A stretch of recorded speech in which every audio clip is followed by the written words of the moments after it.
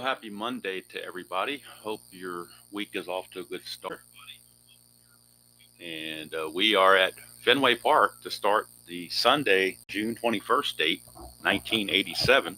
Of course, try to go east to west as much as I can. So, first game is going to be in Boston between the Yankees and the Red Sox.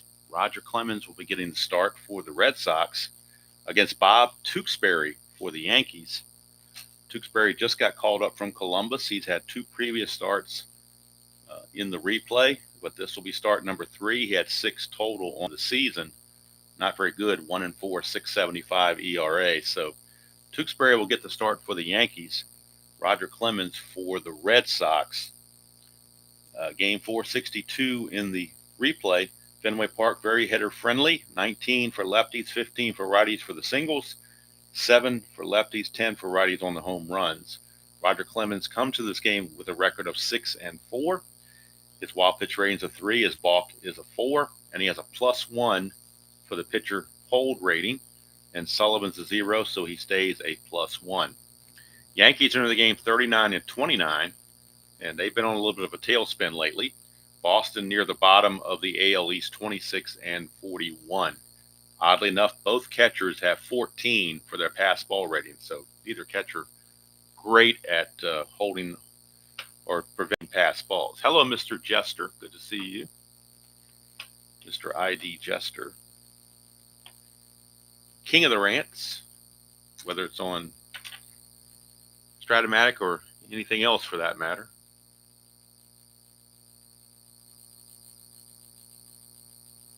Hello, Brown Wolves. That's a new name.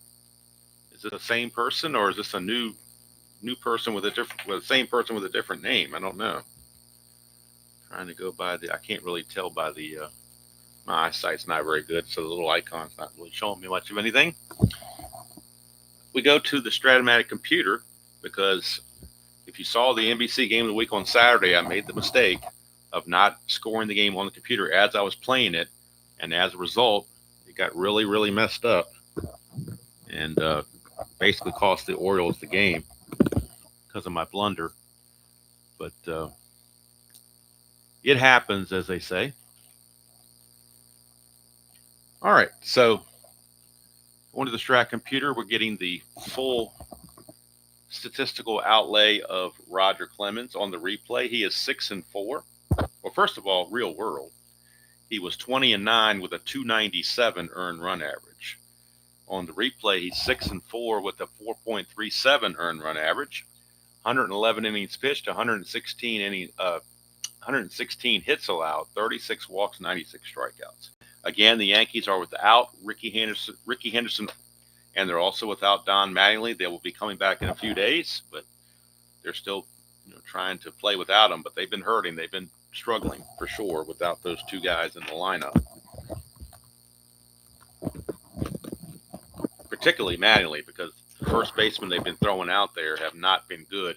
In fact, just reminded me that when I was preparing this over the weekend, I accidentally put Pasqua in as a left fielder. He's actually playing first base in this game, so I need to get his ratings for first base, not for left field.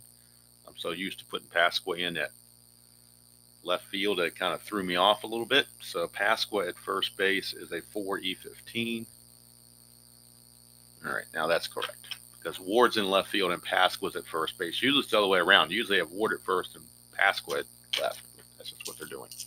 All right, here is Willie Randolph. Randolph on the replay is hitting 275, 3 homers, 28 driven in. He hit 305 real world, and we're underway from Fenway Park.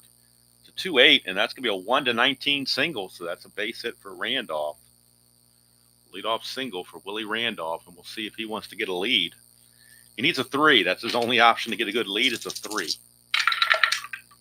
Doesn't get it, he'll hold. And that'll bring up the left fielder, Gary Ward. See if I can get maybe a little closer here while it's still early on, because we're not having to get over here to the score sheet so far. Hello there. I'm not sure how to pronounce PP Glory, maybe power play. I don't. It looks like it's. I can't tell. Like I say, my eyesight is terrible. Looks like a hockey goalie there.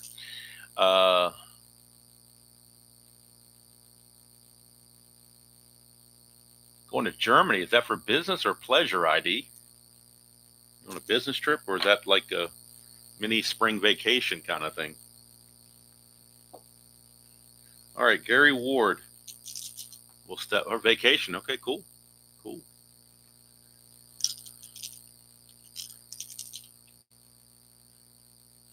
PP Glory. Good. All right, I said it right the first time. Thank you. Hello, Mr. Rail Fan. Good to see you. So here's Gary Ward. He's hitting 212 on the replay. 7 homers, 28 driven in. He hit 248 real world. 3-7 against Clemens. Struck him out. So Gary Ward, first strikeout victim of Roger Clemens. Sure it won't be the last. And here's Mr. May, Dave Winfield. Winfield hitting 255 on the replay. 14 homers, 38 driven in. He hit 275 real world.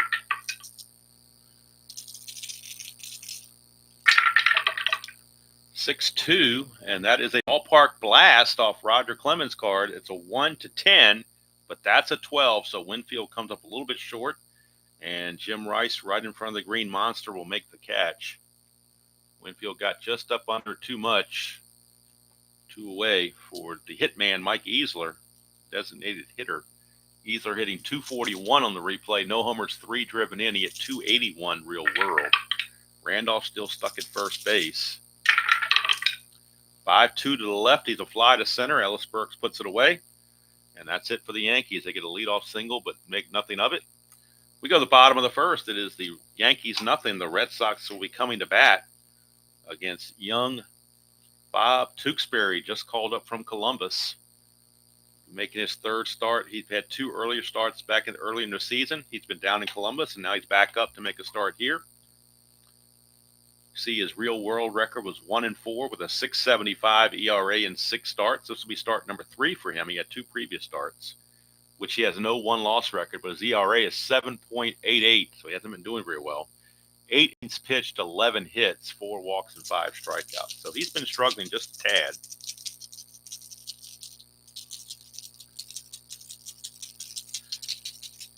Here is Burks. Burks is hitting 299 on the replay. 8 homers, 21 driven in. He hit 272 real world. It's a 3-5, and that's a ground ball to short. 1 away.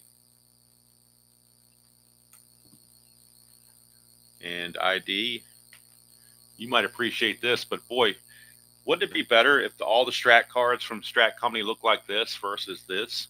Because looking on my laptop, I can't tell how you guys are looking at it, but it seems to me on this video, it's easier to see the results on the Tewksbury card than it is on the Ellis Burks card. I could be wrong on that, but it'd be nice if all Strat cards look like that. That would be awesome. I don't care if it's blank back. I'll sacrifice the basic side because I don't play basic anyway. But it'd be nice if they were like that. Of course, this was done for me by an outside person who sent me the extra players that aren't carded by Strat. So I don't have the technology to do that myself, but it's a very nice looking card. If Strat cards look like that, I might buy more Strat sets. Who knows? Here's Marty Barrett. And on the replay, Marty Barrett is hitting 325, no homers, 19 driven in, hit 293 real world. 2-6, and that's a ground ball to short. 2 consecutive ground outs to Bobby Meacham. And speaking of Columbus, Bobby Meacham was the charter member. He had the railway mileage locked down on those, or bus trip mileage locked down on those trips from Columbus to New York back and forth, as they kept sending him up and down, up and down. All right, here's Wade Boggs hitting 355 on the replay, 12 homers, 33 driven in. He at 363 real world. 5-7 lefty. It's a ground ball second base X. Willie Randolph at 2E17. 2E17. 2 and a 16. He will get to that easily. E17, and that is a 13 at second base. So E17, 6, 15, 3, and 18. No problema, as Arnold Schwarzenegger would say. And he makes the play. 3 up, 3 down. So Tewksbury, productive first inning. 3 easy ground outs. And that's going to end the inning. We go to the second, no score from Fenway Park. Or as they say in Boston, Fenway Park. I'm not a Boston fan, nor am I a Yankee fan. I could really care less. I don't really like either one of them, to be honest with you. But they're on the schedule, so that's what we play. But I'm no respecter of teams in this replay. Here is Mike Pagliarulo. He is hitting 249 on the replay, 19 homers, 39 driven in. He hit 234 real world. 4-6. That's a 1-16 single. That's a 3. So leadoff single from Mike Pagliarulo. He is not really a threat to run, so they'll hold him there. Here's first baseman Dan Pasqua.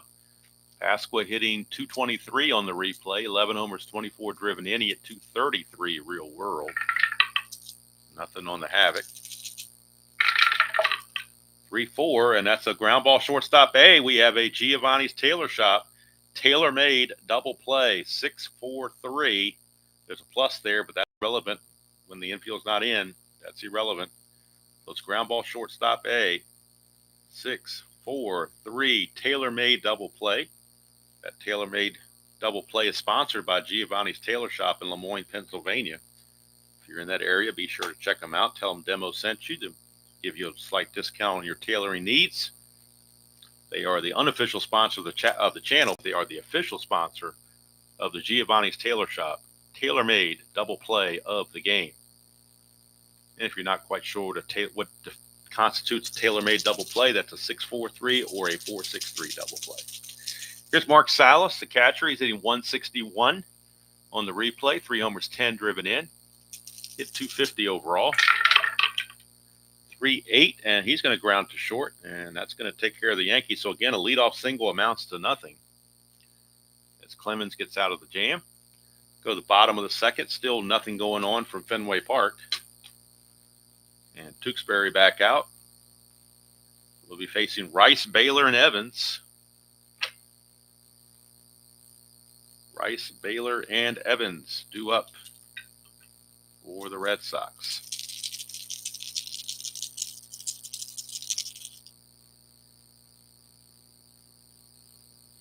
ID, yes, we have to thank ID. He was the one who gave. Now the problem ID is with my printer, which is not the best. So cardstock will not let me print two-sided. I had to actually print two separate things one-sided and just stapled them together. That's why there's a staple here. So if my printer would have, it got jammed every time I tried to do a two-sided print with the cardstock. So it wouldn't let me. It didn't like that. Of course, like everything else I have cheap equipment because I'm a cheap person. So if I had a better printer, I'm sure I would have done it better that way. But we'd go with what we have. All right, here's Jim Rice, 268 hitter, 5 homers, 31 driven in. He had 277 real world. 4-2, and that's a split. 1-9 is a single. That's a 19, so he will line it to short. Where it is snagged by Meacham, 1 away. Brings up designated hitter Don Baylor. Baylor hitting 242 on the replay, 6 homers, 32 driven in. Get 245 real world. 5-11.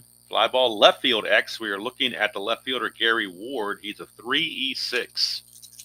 3-6 in left field. 3-17. We know he's going to get to that. We're just checking for an error. That's a 7, and he's an E6. So we come over here to E6. 3, 4, 14, 17, and 18, but no 7. So excellent play there by Gary Ward. He handles it without any issues. 2 up, 2 down. And that'll bring up Dwight Evans. Evans, the first baseman. He's staying at first base because they got rid of Buckner. Either he's injured or he got traded. I'm not sure what it is in this particular part. He does get traded to California later, does Buckner. I think he's just injured right now, though. So they got Evans at first base. They brought on Benziger, who will play first base some as well, but I don't think it was a smart move by the Red Sox because you're taking a Gold Glove right fielder out of right field and making him very unaverage at first base. Very poor at first base, actually. Evans, 346 on the replay, 15 homers, 49 driven in. He at 305 real world. 1-6, and that is a 1 for a triple. Anything else is a double, so it's a 2-out double for Dewey Evans. And actually, I checked the box score of this game in real world. Late innings, they actually moved Evans to right field and put Romero at first base and took Greenwell out. That's what they did later in the game. So that's a viable option. Although Romero is a 4E25 also, but it would improve the right field defense. So that's if they got the lead, maybe that's something I'll do. I don't know. Here's Greenwell in a clutch situation, and he loses several hits here. 2-3 and 2-8 are lost in the clutch. Greenwell hitting 301 on the replay, 11 homers, 26 driven in. He hit 328 in the real season. Nothing on the Havoc. 5-7, and that's a ground ball, second base X. We're looking at Willie Randolph, 2E17 for Randolph. 2-11, he'll get to that, no problems. 2-11, that's a 12, and he's an E17. I don't think there was a problem with that. Nope, 15 and 18 are the closest problems. So Randolph makes the play. So the 2-out double doesn't hurt the Yankees. We go to the top of the third.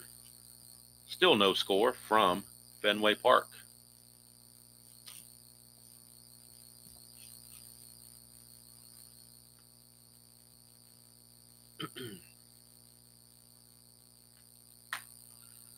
I'm getting a little bit better at the Fall Classic as far as the rules go. I'm starting to, there's little idiosyncrasies that I have to remember.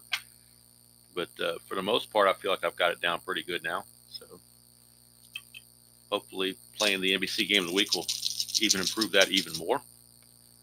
And I am liking the game the more I play it. So, all right, here is Henry Cotto hitting 204 on the replay. 2 homers, 7 driven in. He at 235 real world. Well, the only thing bad about the game for the NBC Game of the Week is like I said, I wasn't scoring the game on the computer as I played it. So when I was really starting the top of the 5th and Rick Dempsey had a home run, but when I looked at the score sheet, I was thinking I was in the top of the 4th and they'd already had 3 outs. So I said, wait a minute, that's the 4th out. It can't be a home run. So basically, I didn't even have the Orioles bat that inning. I went straight to the bottom of the 5th. So it really screwed things up. But other than that, I felt like I had to. And using the charts, I felt like I was really good using the charts versus the fast action cards. I prefer the charts. 4-6, and that is a 1-10 double. That's a 20, so it's a base hit for Henry Cotto. So the Yankees have had a leadoff single every inning, but they've made nothing out of it. Cotto now, though, will have a chance to get a lead. 2 through 7. Hello, Dr. D. Hello, Phil. 2 through 7 to get a lead. That's a 9 he'll have to hold. Here's Bobby Meacham. He's a B bunter, and I don't usually like to bunt, but Meacham is so bad. Although he's hitting 294 on the replay, and he hit 271 real world, we'll go ahead and let him hit away. Kind of early to bunt. So we'll have Meacham swing away and hope he doesn't hit into a double play. 5-7, that's a ground ball, second base X. Now they are holding on Cotto. So that means Barrett's going to jump 1 to 3. He's a 3-11 now because he's been pulled toward the bag to hold Cotto with a right-handed batter up. Second baseman is responsible for holding the runner. So Barrett now will be a 3-11. So we'll see what that makes any difference. 16 probably won't. 3 and a 16 is probably the same as a 2 and a 16, I would imagine. 3 and a 16 is a G1, same as 2 and a 16, so it's possible double play. That's a 12.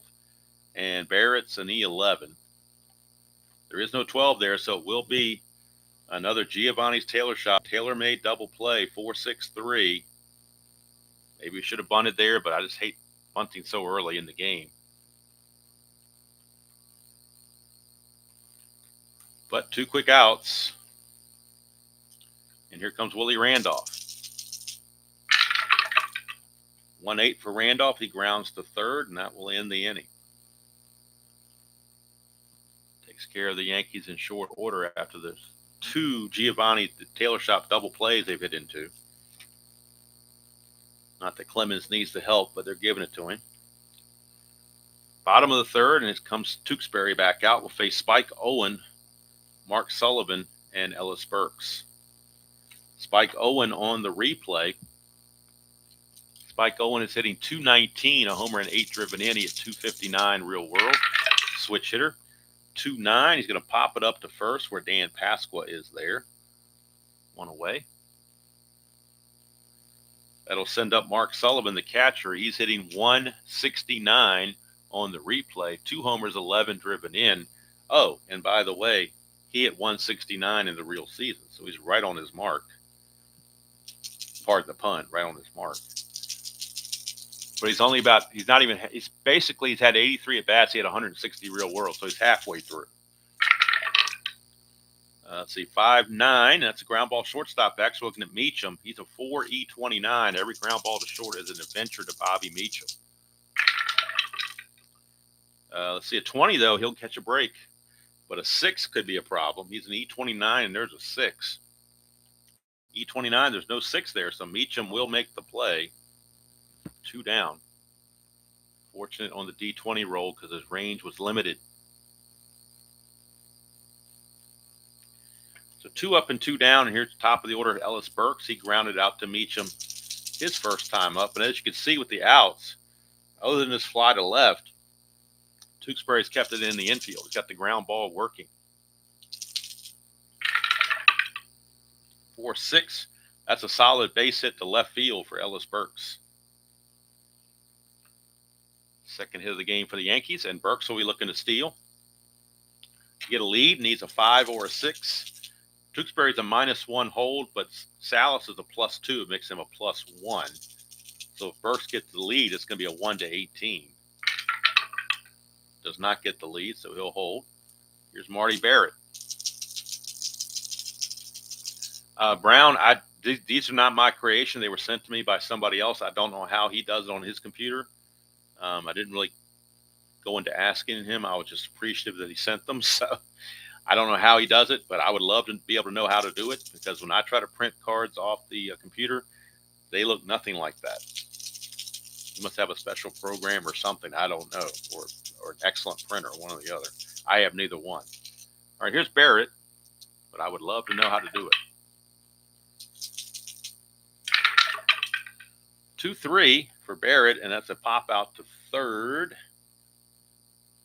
And that's going to end the inning. But come on, let's face it now. For those of us who like Strat-O-Matic, there's a certain charm to the fact that the cards are crap. That's a certain charm to that. If the cards all of a sudden started to look like payoff pitch, we'd probably freak out and say, this is not Strat-O-Matic. We need our crappy cards with the crappy paper and the small print. We need all that because that's part of the Strat experience. All right, here's Gary Ward. And if they ever did free shipping, we'd probably pass out. All right, here's Gary Ward. 5-5, and that's a strikeout for Clemens, a dot there, but of course that's not in effect right now because he's not tired. Second strikeout for Clemens. He's gotten Ward both times. Here's Winfield. 5-7, ground ball to second. We're looking at Barrett. He's a 2E11. 2E11, 2 and a 15 is good. E11 and a 12 at second base. E11 and a 12 at second base. Nope, 15, 16. I'm sorry, 15, 17, and 18 are the errors. So good play there for Barrett. Takes care of Winfield. I know Clemens is pitching, but I was expecting more runs than this here in Fenway. Only had one ballpark check, and that turned out to be an out. So here's Easler. 2-3 for Easler. He grounds it to Boggs, and that's going to end the inning. 3 up, 3 down go the Yankees. We go to the bottom of the fourth. Still no score.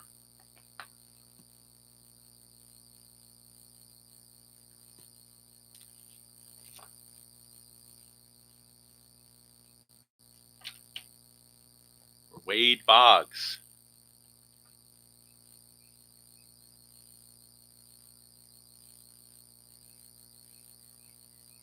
Brown, I will certainly try to do that for you. Like I said, I do it, but I use what they call, there's a program in Windows called Snip Tool. So I use the Snip Tool, capture an image of the card, put it in Word Perfect, and then try to size it up the best I can in Word Perfect to match what the other cards do. I never get it right. It's always slightly off, but sure, I'll be happy to do that at some point if I can remember to do it. But if I can do it, it's a very easy process because I am not exactly computer savvy. So if I can figure it out, anybody can figure it out. But it's really a relatively easy process to do. Hello, Mr. Robert. Good to see you. Just another day, Robert. Next year is going to be the big one. Next year is when I get to embark in that wonderful government program called Social Security, which I can't wait because the government's so wonderful. All right, here's Wade Boggs.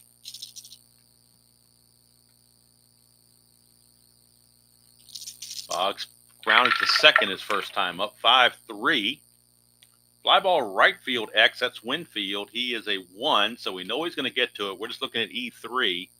The only errors on E3 are 3, 15, and 18. Those are the 3 numbers to avoid, 3, 15, and 18. Yep, he certainly no problem there. So Winfield makes the catch on Boggs, 2 down, or 1 away for Jim Rice. 5-5 on Tewksbury, struck him out. That's the first strikeout for Tewksbury. Don Baylor, designated hitter. 2-6, and he's hit by the pitch. What's new? What is new for Don Baylor? Let's get a close-up because this is worthy of a close-up, I think. 2-6 for Don Baylor. And here you see it right there, HBP. Don Baylor, HBP. Like I said, it's what he does. Don Baylor, I think he still holds the record for hit by pitches. I'm not sure, but I think he might. I don't remember anybody after him getting hit by a pitch so much, unless it's like Biggio or somebody like that. But I'm pretty sure that he holds the major league record for most hit by pitches. I know it used to be Ron Hunt, but I think it's Don Baylor now. All right, here's Evans. Baylor not being held on. 1-5, and there you go. 1-5 is a solid home run, no questions asked. Clean as can be.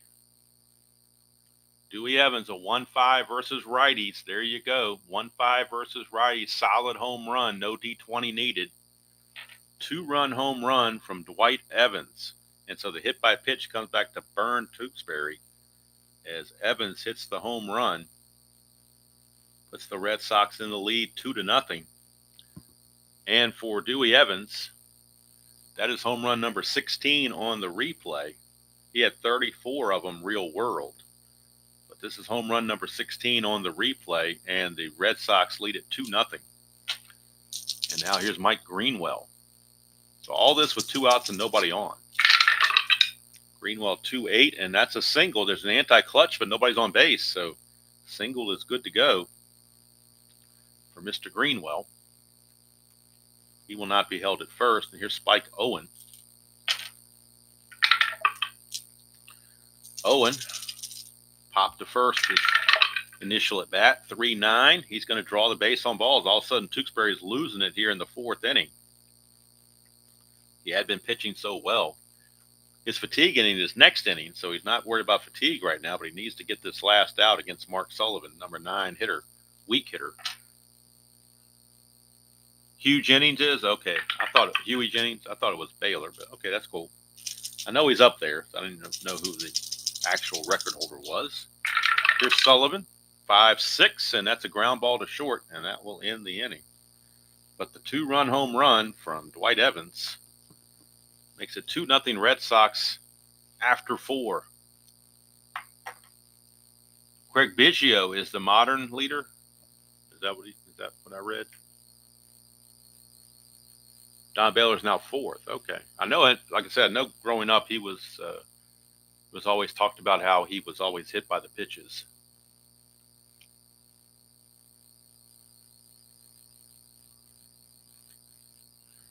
So we go to the top of the 5th. Clemens now given a 2-0 lead to work with. They'll be facing Pagliarulo, Pasqua, and Salas for the Yankees. Top of the 5th. 2-0. Pags, his first time up, got a base hit. 4-5, and that's another base hit. 1-19 is going to be your double. So leadoff double for Mike Pagliarulo, or Pagliarulo, however you want to pronounce it. I always call him Pagliarulo. Here's Pasqua. 5-6, and that is going to be a strikeout for Roger Clemens. That is his third. One away. For Mark Salas, the catcher. He grounded to short his first time up. Oh, Starling Marte. I didn't know he was a active home or hit by pitch guy. He's been around a long time. I know that. 2-8. Single to center field. Burks has a 0 arm. Pagliarulo not being held is going to now be a 12. 1-12. Man, hate to send him though and get thrown out the plate. So they're going to hold Pagliarulo at. They're going to hold him at third base. Take their chances with Henry Cotto. So runners are at the corners with 1 out. If there were 2 outs, they would have sent him, but not with 1 out. So Henry Cotto was up. Cotto did single his first time up. Infield for the Red Sox playing back for the double play. 5-4, and that's a fly ball left field B, so the sacrifice fly from Henry Cotto. So not sending Pagliarulo, certainly at least up front, seems to have been the right decision, as Cotto brings him home on the sac fly. And the Yankees are on the board. Here is Meacham now. 2 down and Salas at first base. 2-7, and that's a 1-3 single. That's an 11, so he lines it to Spike Owen.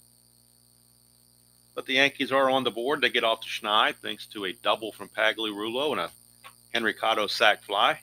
Go to the bottom of the 5th, 2-1 Red Sox. And this will be the fatigue inning coming up here for Tewksbury. He has a big 5 on his endurance rating, sitting right there. And he'll face the top of the order, Ellis Burks, Marty Barrett, Wade Boggs, the Killer Bees. 4-9, and that's an in-home run. That may be a killer right there. Straight up in-home run off Tewksbury. He has normal power. It's gone. You don't even need the D20. It's a solid home run for Ellis Burks. And just that quickly, the Red Sox get that run right back. Burks, his 9th home run of the replay, at 20 real world. Home run number 9. RBI number 22. Red Sox reclaim a 2-run lead at 3-1. No doubter with that in-home run. There was no D20 needed. Here is Marty Barrett. That's a 1-9, and that's a solid double. So Tewksbury may not be around too much longer. Yankees are already looking at their bullpen. See who they got the most rested guy out there. It might be looking at Pat Clemens. Yeah, Pat Clemens, the lefty. He's got the most rest. So Pat Clemens is warming up in the Yankee bullpen, as it looks like Tewksbury's on his last leg here. So Boggs is up. 1 more base runner, and he'll reach fatigue. It is Wade Boggs, who's 0 for 2, surprisingly. 2-6. He is 0 for 2 no more. That's a single to right field. But with nobody out in Winfield with a -4 arm in right, they will hold Barrett at third base, and that's going to be it for Tewksbury, I do believe.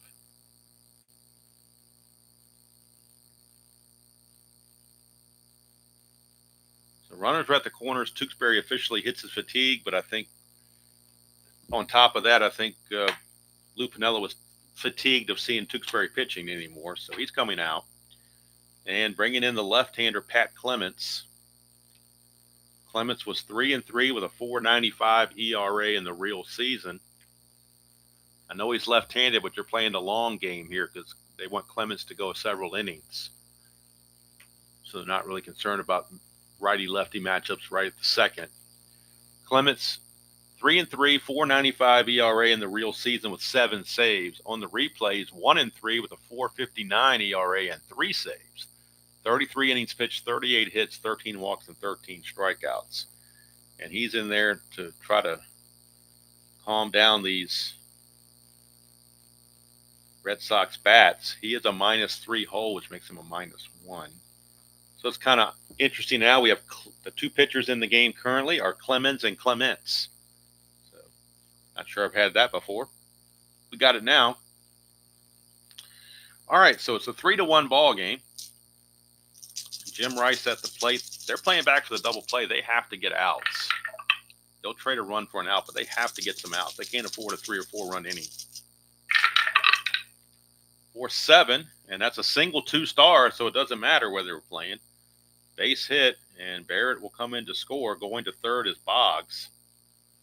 Yankees going from bad to worse here. And now here's Don Baylor. Infield is now in for Baylor. 5-3, but it's a fly ball right field X, so it may not matter anyway. Winfield's a 1, but we're going to have to roll it this time to see whether it's a sac fly or not. So the D20 will be necessary to see if it's a sac fly or not. 6 is probably going to be a sac fly. We'll double check it. A 1 and a 6 is an F2, so that's a sacrifice fly. That's a 10, so there's no problem there on an E3, but it will be a sacrifice fly to right field, and that will score Boggs, and that will close the book on Tewksbury now. Tewksbury will go 4+, and he will give up 7 hits, 5 runs. They were all earned. He hit a batter, and he walked 1, striking out 1. And, of course, he's in danger of dropping to 0-1. So Baylor with the run batted in. That's his 33rd RBI of the season. Red Sox lead it now 5-1 with Rice at first and 1 out. And here's Dewey Evans, who homered his last time up. Hello, Dan. Good to see you. 6-7, and that's going to be a single 2 stars off of Clemens. That'll move Rice to third. And here comes Greenwell. Finally a lefty-on-lefty matchup. Infield is once again playing in. Can't trust the double play, so they're playing in. 6-9. That's a line out to second base. That'll certainly help the cause if you're the Yankees. Keeps everybody stationary. 2 down, and it's up to Spike Owen in a clutch situation. Against lefties, Spike Owen gains 1 hit on a 2-5.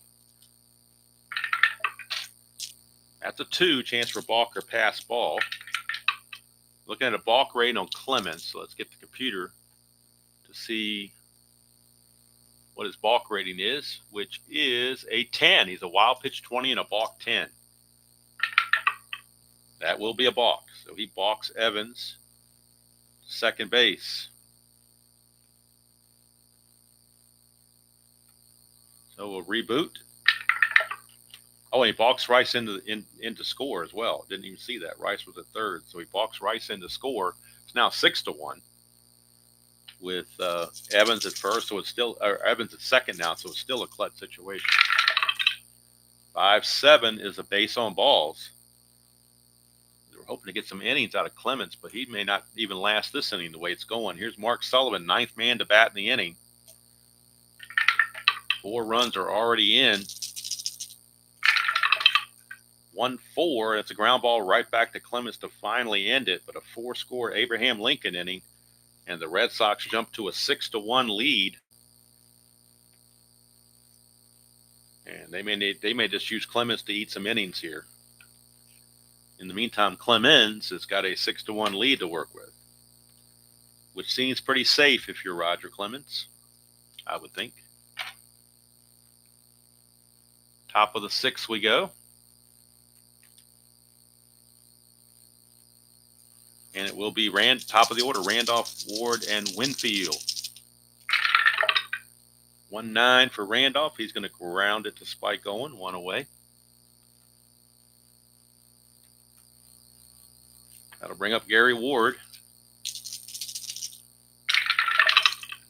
411, and as a fly to right field X, we're looking at Greenwell, 4E10. 420, he'll get to that. E10 and a 13. E10, there's a 14, 15, 16, 17, and 18, but no 13. So Greenwell barely able to make the play, but he does. 2 down for Winfield. Clemens has given up the 1 run and scattered 5 hits. 4-7. 1-2 is a single. That's a 17, so he lines it to Spike Owen. 1-2-3 inning for Clemens. No problems. Go to the bottom of the 6th. Still 6-1 Red Sox. Pat Clements still coming back out. He'll face the top of the order. Burks, Barrett, and Boggs.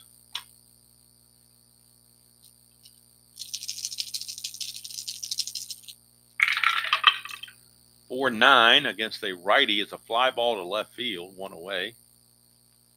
Hauled in out there by Gary Ward. 1 down for Marty Barrett.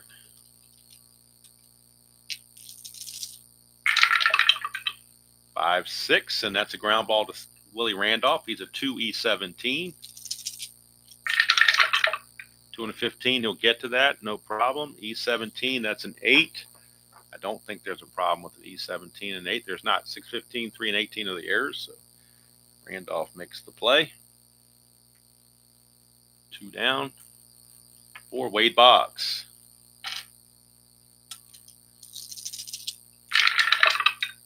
4-9, lefty is a fly to center, and that's going to end the inning. So much better inning for Clements this time around. We go to the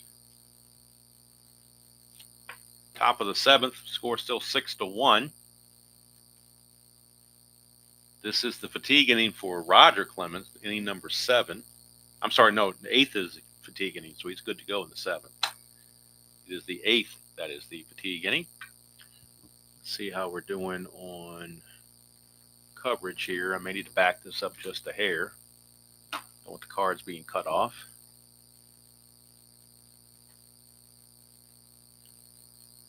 I guess so, Dan.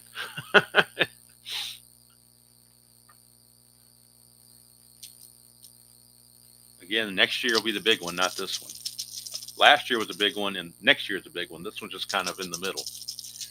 All right, here is Mike Easler to lead off the top of the 7th. 3-8, and that's going to be a ground ball to short. Spike Owen takes care of that.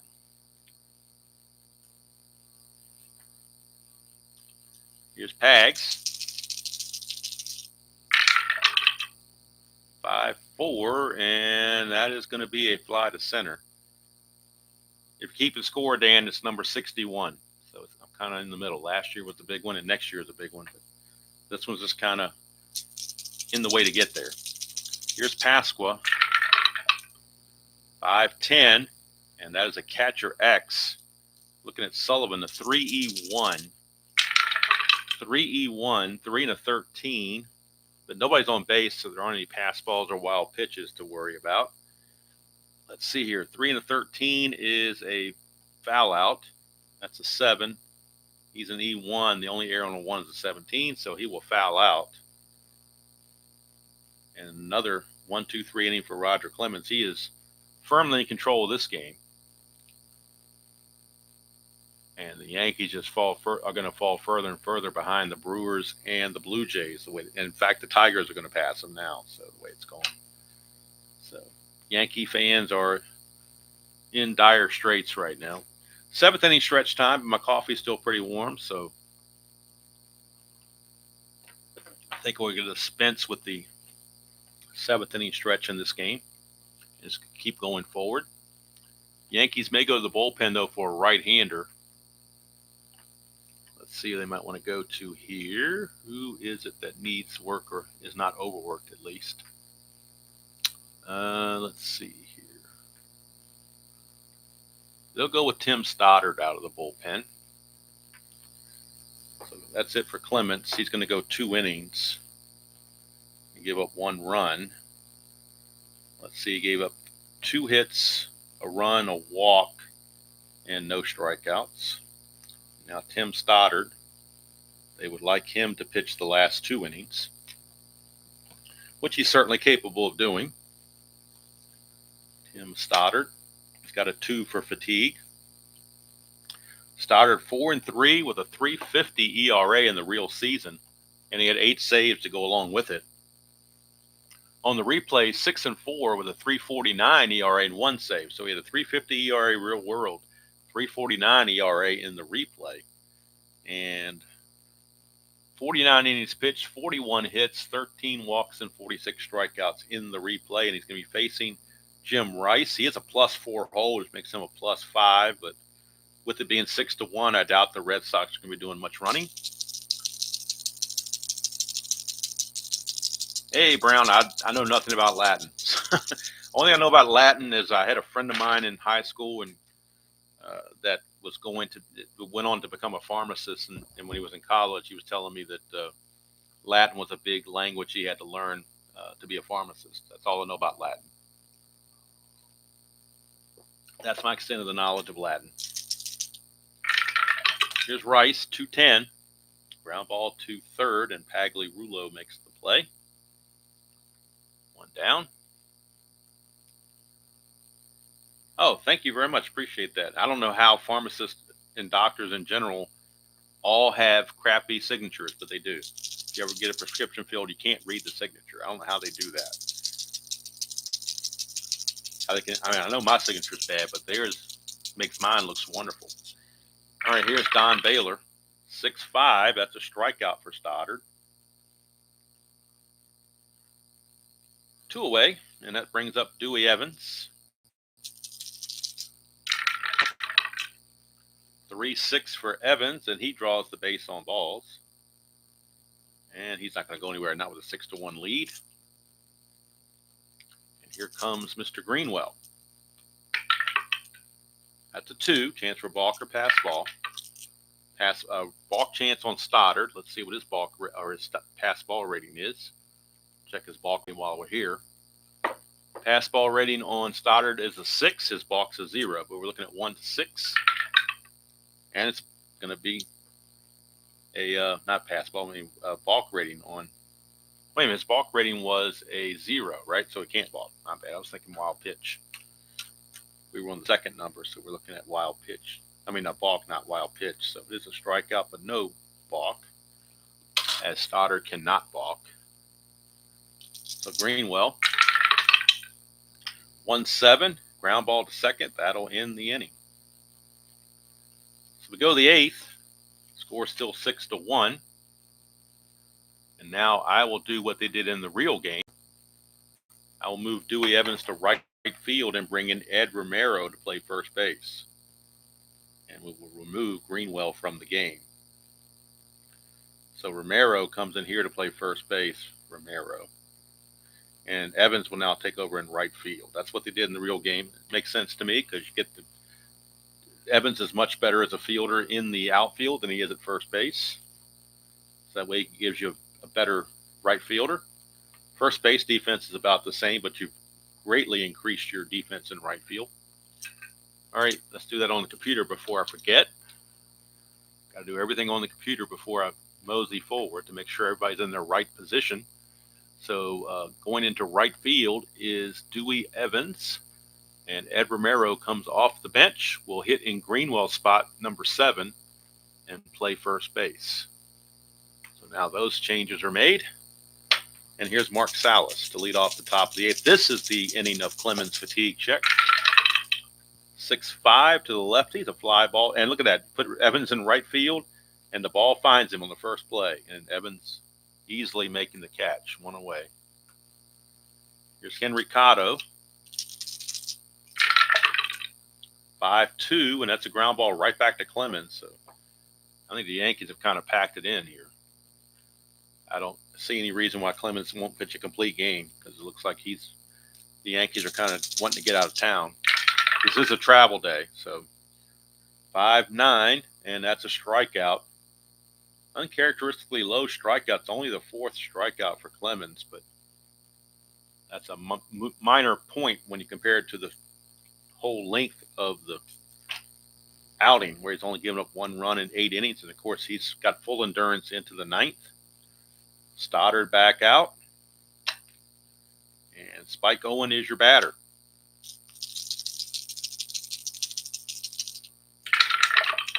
Three, 4 for Spike Owen, and that's a triple on a 1-3. That's a 4, so he only gets a single. Misses out on the triple. Spike Owen had 7 triples real world. He's only had, he's had 4 already, so he's actually ahead of pace. So kind of glad he got stuck with a single there because he was above his pace for triples. Here's Sullivan. He's a good bunter, but you're ahead 6-1. There's no reason to bunt here. We're just going to have him swing away. 2-4, and he's going to fly it to center field for Henry Cotto, 1 away. Ellis Burks, your batter.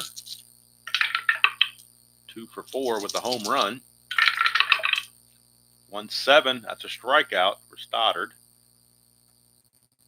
2 down for Marty Barrett.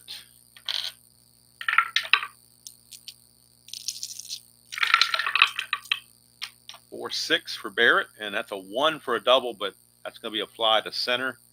Cotto puts it away, and that's going to end that, so Stoddard will go 2 innings. He gets up a hit and a walk, nothing else, and he does strike out 2. More importantly, no runs.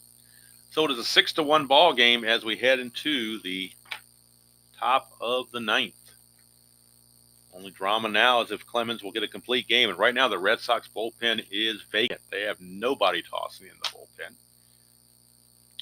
It'll be the top of the order for the Yankees.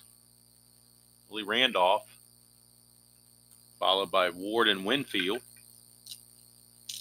They do have Kittle on the bench if they want to pinch him, but he's not much better than what they've got already. So they'll stick with Randolph. 1-6, and he grounds it to Spike Owen, 1 away. Clemens 2 outs away from a complete game. Here's Gary Ward, 0 for 3. 5-5, that's a strikeout. There's a dot there, but he's not tired yet, so the strikeout is good. 2 away for Dave Winfield. Last chance, Mr. May, Dave Winfield. And the 2, 3, 4 hitters for the Yankees, the ones that are supposed to produce, they are a combined 0 for 10 with 3 strikeouts. In fact, Ward's got the hat trick. He got all 3 strikeouts. But they're 0 for 10 combined, numbers 2, 3, and 4 hitters. That's one that tells you why they only have 1 run. Winfield, 4-6, and he comes through with a base hit. As soon as I say all that, it's going to be a lonesome little single there. So now they're 1 for 11. Are the 2, 3, and 4 hitters. And it brings up Mike Easler, so if you want to include him as he's part of that group too. So 0 for 3. The single by Winfield, it's only the 6th base hit by the Yankees. And 5 of them have been singles. The only extra base hit, Tagliarulo's double, where he scored on a sac fly. But Easler, the last thing standing in front of Clemens in a complete game. 6-12, it's a ground ball to first base C. Romero gets it, and flips to Clemens covering, and there's your ball game. Red Sox take care of the Yankees pretty easily by the score of 6-1. We go to the box score, get the totals, and get you ready for tomorrow's game. Yankees continue their slide in the standings. They drop to 39-30. Red Sox are now 27-41. Clemens, complete game, 9 innings pitched, 6 hits and a run, walked none, struck out 5. So that was a big one. Not issuing any walks certainly made a big difference. Final line score for the Red Sox: 6 runs, 10 hits, and no errors. Yankees 1 run, 6 hits, and no errors. Obvious player of the game, no question about it. Although Evans, if you look at him, he was 3 for 3 with a walk, single. He missed the cycle by a triple, but still, I think you got to give it to Roger Clemens. So Clemens is your player of the game, but you could have made a strong case for Dwight Evans. Looking ahead to tomorrow as we turn the page.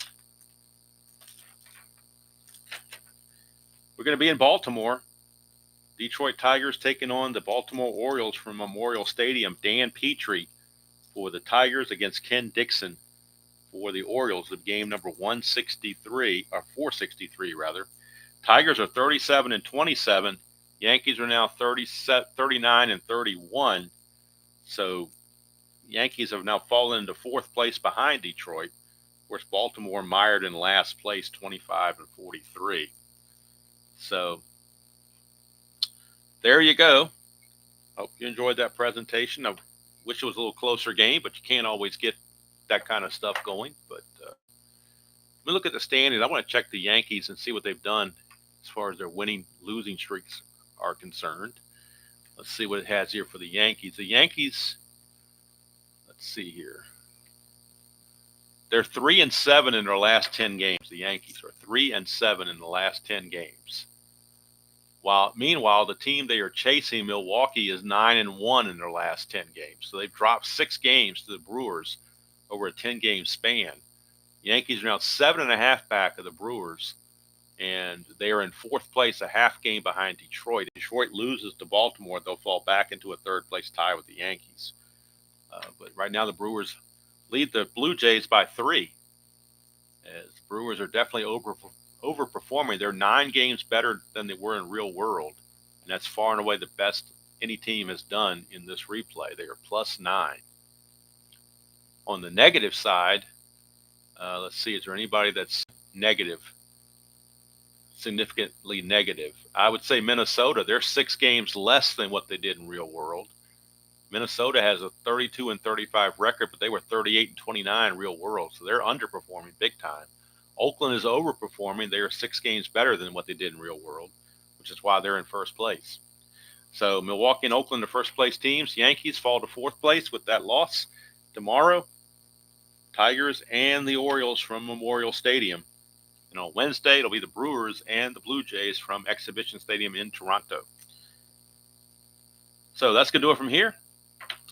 And according to the weather people, we're supposed to have a heat wave here in April. So we're going to get days. Today is going to be in the low 80s, but the rest of the week is going to be low 90s. So that should be interesting for April, low 90s.